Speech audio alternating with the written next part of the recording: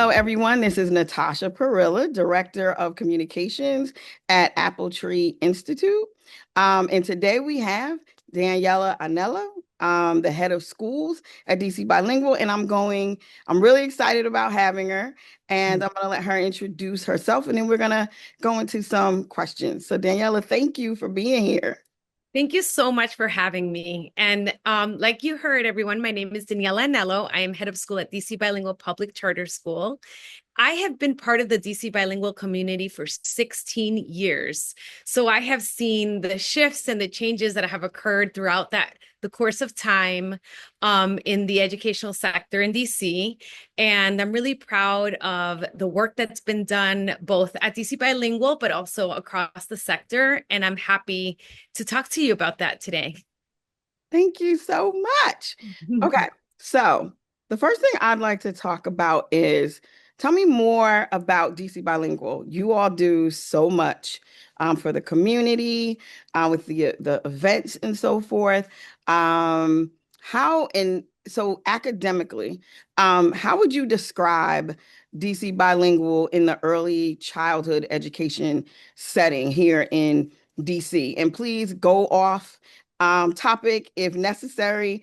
We just want to hear all the great things that's happening over there at DC Bilingual.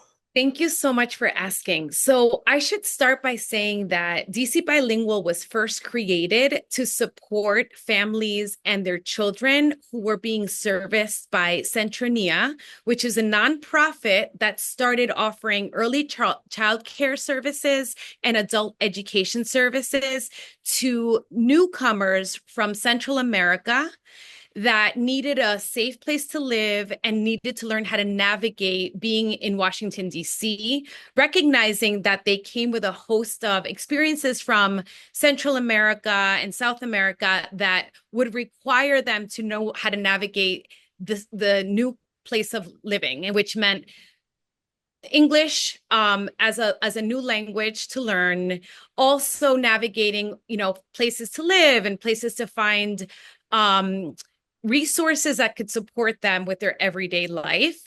And so early childhood was the area that was focused on first in terms of creating a safe environment for children to develop bilingually. And then DC Bilingual was formed from members of the Centronia community to provide the formal education aspect of the children's learning experience. And so I say all of this because early childhood was the main focus from the very beginning of our experience as a school.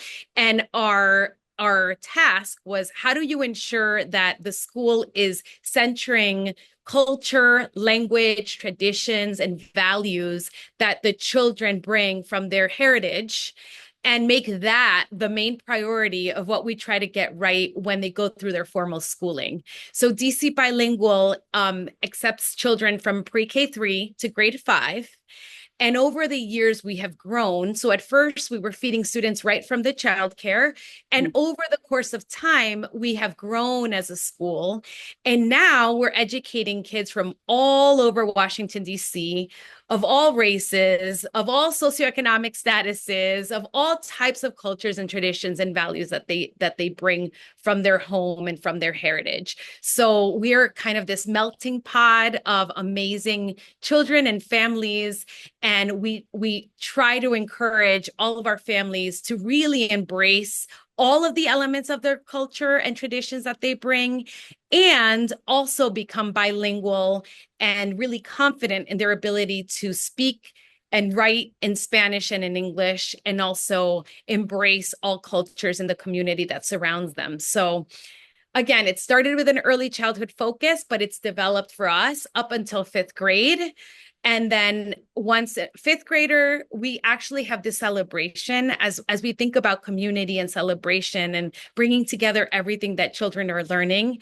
We have something we call a global leaders trip, where we invite our 5th grade students to go spend close to an entire week. It's the dates have varied, but to be fully immersed in Puerto Rico, where they get to practice Spanish, try the food, experience the culture, and truly embrace being this multicultural, bilingual person who demonstrates leadership both when they're at school, when they're at home, and when they're at different places such as Puerto Rico.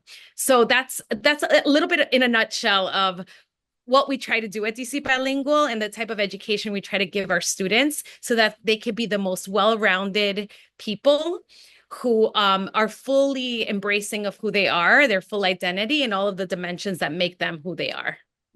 That is so exciting. Um, so let me get, I want to clarify. So they go to Puerto Rico. They do. The fifth Wow. grade culminating experience Okay. is that they go to Puerto Rico and it's fully paid for by the school. Mhm. And they experience being leaders there, bilingual leaders who can carry themselves well and make good choices and experience culture in a different way in Puerto Rico. And talking about programs, you have a new program that you're doing right now. You want to tell us about that? Yes. So I'm very excited to share that we have recently piloted and are looking to launch next year a new program. And it's called Escuelita, which stands for little school. And it's a little school for educators and teams of educators from other schools, cross sector, and eventually also opening it up to schools nationally, where we invite teams from schools to come and experience a 3-day immersive experience with us, learning about structures and systems that have worked at DC Bilingual that they could consider trying out at their schools, changing however it is that they may need to change them to make them suitable for the needs of their school. But the idea is that they learn in a setting in which we're seeing a lot of systems work efficiently. They get to visit classrooms, talk to teachers, talk to instructional leaders, work collaboratively to determine what aspects of these systems instructions structures work. And then they get to work in teams to design the way in which they would like to take some of these ideas with them to apply at their schools. So it's really fun. It's collaborative, it's engaging, it brings our educational sector together to learn from one another. And it's not very often that school teams can work with other school teams from other schools. And so the idea is that we are creating connections and through collaboration and learning best practices. So it's Uh, really, really fun. that sounds like a lot of fun. And I love the collaboration between different charter schools. What schools are involved? Are there any Yes. other organizations like for funding and things like that? The pilot experience for Escuelita was fully funded by EdForward, Education Forward. They are a group that invests in the well-being and success of schools cross-sector, charters and DCPS schools. And so they provided us with funding to launch Escuelita and to try it as a pilot. And the only expectation that they had for us is that we make it cross-sector. So we had a DCPS school participating and we had charter schools participating. And all of the teams of the schools that participated said that they benefited from the experience. They really enjoyed getting to spend time in a different school. They really enjoyed seeing practice in classrooms. And then they really enjoyed working with their teams on developing the plans that they plan to take with them to adopt at their schools. So I saw it as a win-win for everyone, for DC Bilingual for having success in hosting the event, for the funder who wanted to see cross-sector collaboration, and for the school teams who now have great plans that they're getting to try at their schools and see if they'll work. And the overall objective of this is that we're helping to make the quality of instruction across all schools in the district much better. And so the idea is that if we could collaborate well as teams and cross-sector, the kids will ultimately be the ones benefiting from all of this. Exactly. Yep. I love that you worked with DCPS, that cross-sector collaboration. We don't always get to do that. And that's wonderful that you were able to, and that you gave that access to the other charter schools. And I'm sure DCPS, they probably wonder about charter schools as well, Yeah. how we operate and things like that, even though we're all public. Uh, Yes. I think, Natasha, I think that there is so much opportunity for us to work together as a charter sector and DCPS sector. Like there are great practices happening cross-sector in many schools, and having an opportunity to come together to share those best practices and learn from one another, I think is essential so that we are really growing as a sector together. Yeah, And it's all to benefit students. So I think that we would be doing a disservice to students if we don't all talk and share best practices. I agree with you. So, how do other schools get involved? Is this going to happen again? Yes, And then we could always put something at the end of this for those who are listening who are interested in Escuelita. Uh, I would love that so much. So we have a flyer and it has a QR code, and anyone interested can follow that to sign up and participate in the experience next year. so it is the next year. Okay, Yes. great. All right then. Okay, AppleTree, we're gonna have to sign up for that. Yes, please do. Okay, great. And I wanted to also ask, I know I said earlier, DC Bilingual, you always do so many different community events and so forth throughout the year. Do you have anything coming up in the future, in the present and in the future? Yes, absolutely. Thank you so much for asking. So, we really, really care about having our doors open, not only to our caregivers and board members and parents, but also neighbors and any community member who wants to come and see what we're offering at DC Bilingual. So, on the first Friday of every month, and there's 2 Fridays remaining, we invite families to come and hear live music that's performed by our teachers in the front lawn at the beginning of the school day. And then I invite them to something I call cafecito with the head of school, which is really coffee and tea for any adult interested in coming and socializing with other family members or staff members and myself. And then for any family interested or any person participating who's interested, I then offer them school tours. And I get to show them all of the programmatic areas and answer any questions they may have about the work that we do here at DC Bilingual. Also, on the first Friday of every month, we have a family food market. And so it works perfectly that some people who want to come for the live music and come for cafecito stay a little bit extra and then can participate in the family food market, which shares over 7,000 pounds of fresh fruits, vegetables, and canned goods with anyone interested at no cost. And so that's a really fun community event that we have the first Friday of every month. And then, Natasha, the big event that I really, really want to talk about is something we call Fun Run and Community Festival. And that happens every year in May. The next one is happening on May 17th, starting at 10 a.m. And we invite the entire community, people from all wards, to come by, and we do a little race around the block. It's not that long, it's 0.75 miles. There's a stage with a whole program, including Zumba and Afro beats and a DJ and some remarks. And then we have tables and booths of local vendors Okay. that share their products with anyone interested. And so it's a really fun, community-friendly event that anyone can participate in. And it's really fun. We even have moon bounce for young kids, and we also have a dunk tank. So Natasha, if you want to come by and go in that dunk tank. Oh, not in the dunk tank, but I can come by. I can come, yes, I could. It's a really fun time for everyone. Okay, doke. But I wanted to ask two questions. One Yeah. was you have your own garden there at the school, correct? And Yes, that yes. goes into the lunch.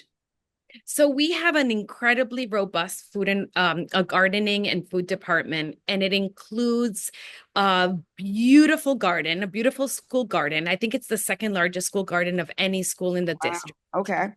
So you can imagine it's such a luxury to have that we have we have a garden as a special, and our kids spend a lot of time gardening and learning where fruits and vegetables come from and taking care of the plants and also harvesting and learning about the full cycle.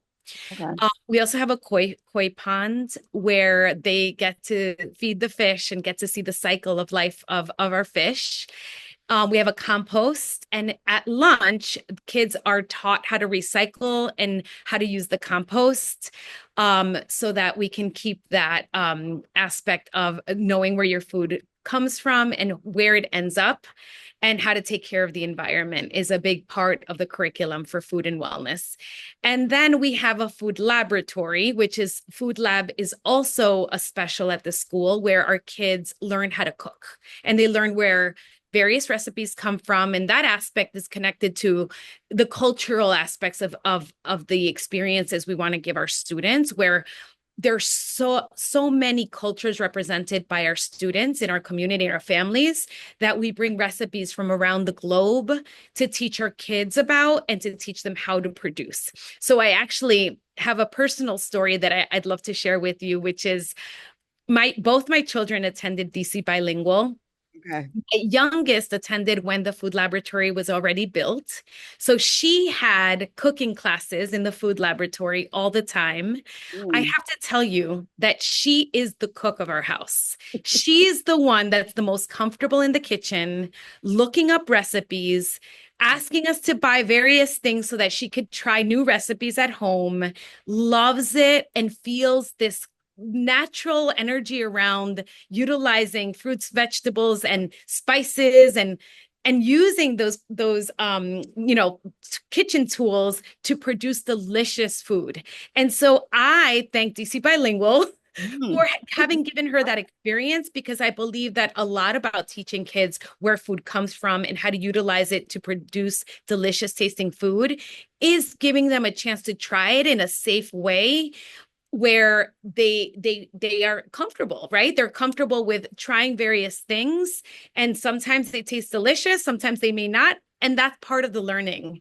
Yep. And then also part of our food and wellness department is that we have our own cooks in-house, and we cook all of our food from scratch every day. One of the staff benefits is that the staff also gets to enjoy the delicious food. So Mm. there's a warm breakfast, there's mid-morning snack, there's a delicious lunch, and a mid-afternoon snack. And for kids who stay for the after-school program, they have another delicious snack at the end of the day, but it's all fresh and produced at the school. Nice. Thanks for sharing that story. You don't hear that a lot where you see leaders of a school and then their children are attending. And then you can actually not just talk from a leadership perspective, but also a parent perspective. Oh, and Natasha, let me tell you that the most feedback I have gotten as a school leader Mm. has been from my kids themselves. Oh, they Okay. tell me what Okay. they thought was working, what they thought wasn't working, what things needed fixing. They were, it was a constant feedback loop of all the things that I needed to do better. You were informed. You were informed. Yes, Nothing got past you. Okay. I exactly. like that. That is great.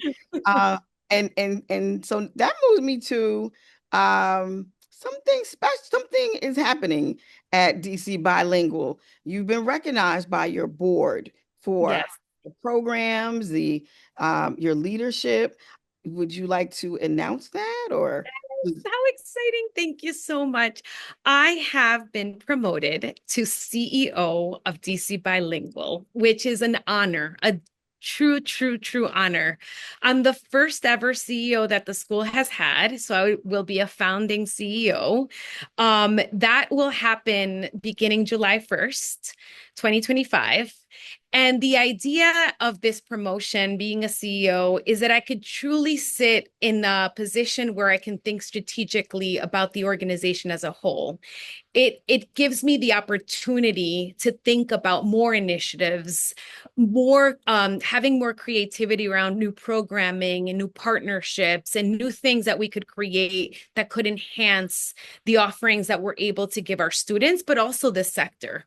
And so I'm really excited to be able to take a step in a direction that could lead to more opportunities for the community we serve, but also for the surrounding community that we're a part of.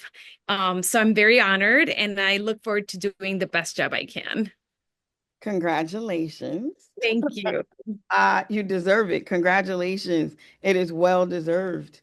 Um, Thank you so much. you're so welcome. I'm sure. Do your parents and staff know yet or? So they got a little hint. The board had a public board meeting where they voted to provide me with that offer. come the end of the school year. And so people know it's coming. Um, Okay. and they've been very gracious and incredibly celebratory. They're really happy for me and happy for what this might lead in the future for the school and new things that will bring everyone more opportunities. So in July it'll be official, and I'm sure another announcement will come out then to make it like, okay, it's happened. Well, I'm happy for you. Thank Um, you very much. yes, I'm really happy for you, and I guess some people will know when this gets published because it'll be before that date. But it's good to get the word out that you are now CEO, Daniela. Thank Uh, you. All right. So thank you for telling us so much about DC Bilingual, your commitment to early childhood education in DC, all of these wonderful programs. And please send me everything. And then everyone, when this clip is over, you'll see all of the different information for Escuelita, for also the festivals and the events that are happening, and you can, and then by after July you can greet CEO Anello. So, so Thank you thanks so much. again. Thank you all for tuning in, and we'll talk later. Thank you.